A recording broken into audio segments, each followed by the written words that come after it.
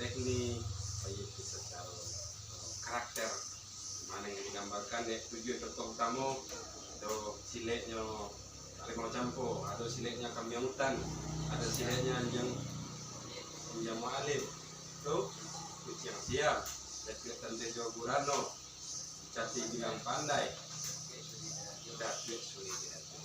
Nah itu secara karakter, secara nilai, lah banyak kita teman. Nah kini kita coba memahami silek dari pakaiannya lah. Bakok rata-rata orang tua menyuruh menutup kepala. Tapi kepala letaknya sinan akar. Sampai berkumpulnya ke pikiran.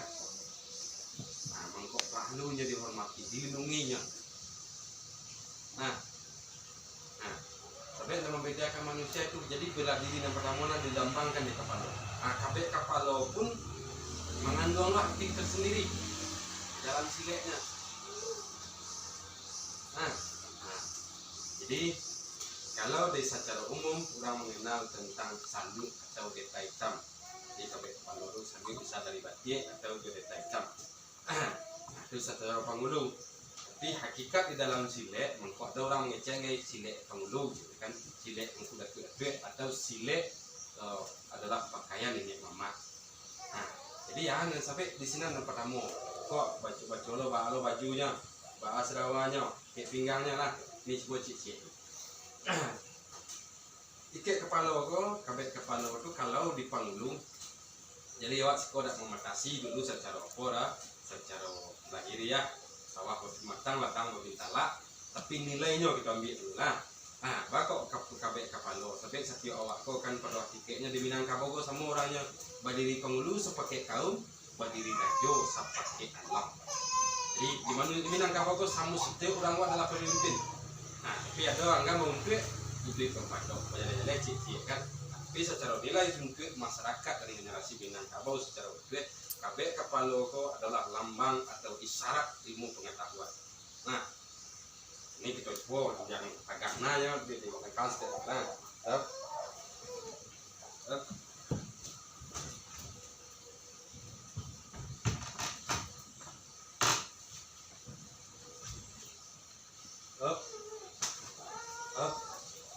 Alah, kok masuk mari tuh. Up. Nah, masuk cek lain. Nah, jangan mau terus. Lah. Nah. Itu sekilas dulu. Fungsinya kabeh kepala. Dari fungsi sinanya nyejalehkan dalam narasi yang sangat jaleh. Panjang pendidikan kampung, lepa pandukung anak teman. Parau gonjong nampe. Apa gonjong nampe? Banyak kajian anak. Nah, lepa pendidikan kampung. Jadi isyarat ilmu pengetahuan harus aman negari. Yang pertama negari di diri awak sendiri dulu. Wa ampusikum alaikum naro. Makan dirimu, keluargamu dari api neraka. Jadi diri, keluarga, masyarakat, negari lebih luas. Jadi panjang pendidikan kampung, luas maknanya. Ajuannya di dindian kampung lah. Narasi sebelumnya menjelaskan dalam karui budi merangkak, paham dan takut hidup. Nah, dalam karya budi merangkak setiap kesulitan gua harus mencari jalan lah. Tapi nak dia tak keluar nak di luar. Nah, ajaran pendidikan, tapi itu adalah ajaran motivasi. Tapi nak dia bagaimana awak munculkan semangat di dalam diri supaya bangkit dari keterpurukan. Tak keluar nak di luar. Bagaimana awak mampu dengan segala upaya untuk keluar dari keterpurukan. Nah, jadi banyak ajarannya. Nah, dalam kali budi merangkak paham dan tabuk dia lebih. Itu maknanya. Nah, secara silek, teknik silek, Pak. Dalam ketika dikunci, orang ngomong kunci. Nah, orang tangkok.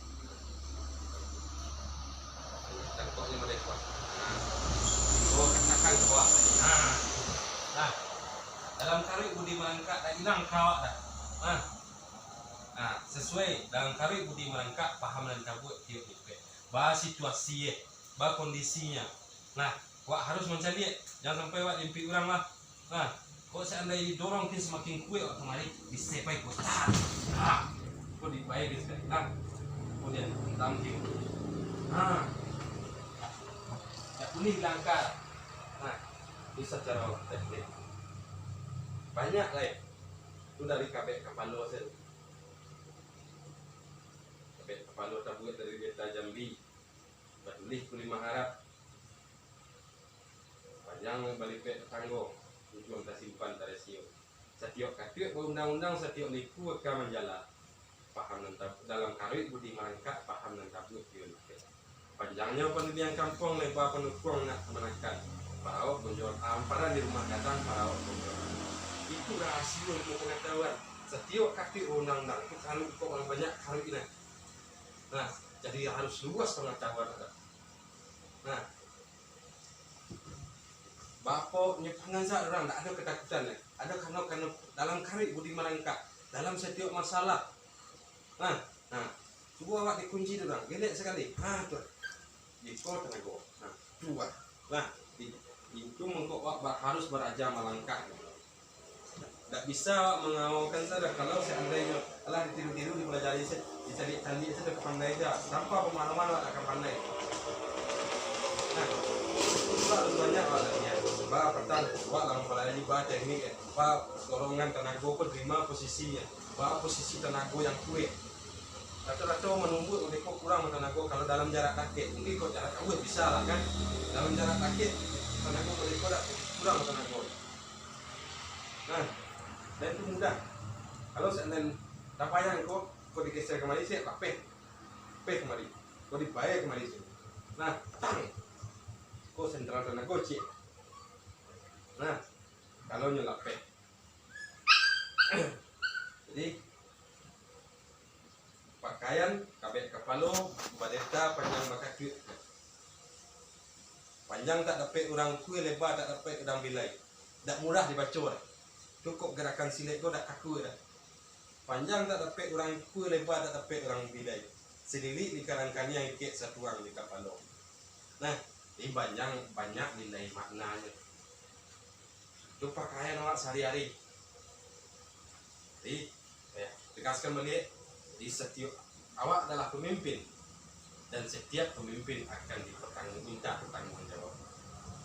Banyak yang harus dipelajari. Di kapalo harus diisi dengan berbagai ilmu pengetahuan. Nah, sehingga bisa awak paham setiap kaki undang-undang setiap liku akan menjalan. Jadi teknik-teknik silet tak dengan kaku. Harus lentur dalam kerangka aturan-aturan adat. Nah, itulah kehidupan. Saya paham mana kira-kira. Nah, baik. Jadi harus banyak lah latihan. Dari hari ke hari kalau ada penambah, salah diajarkan.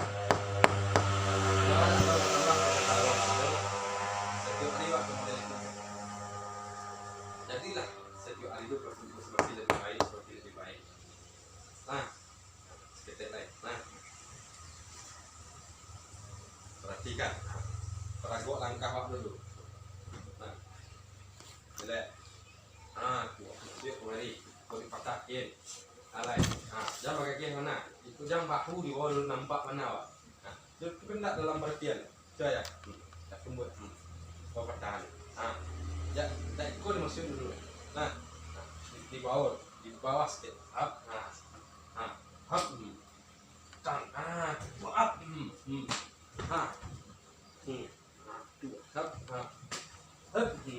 Up. Awas.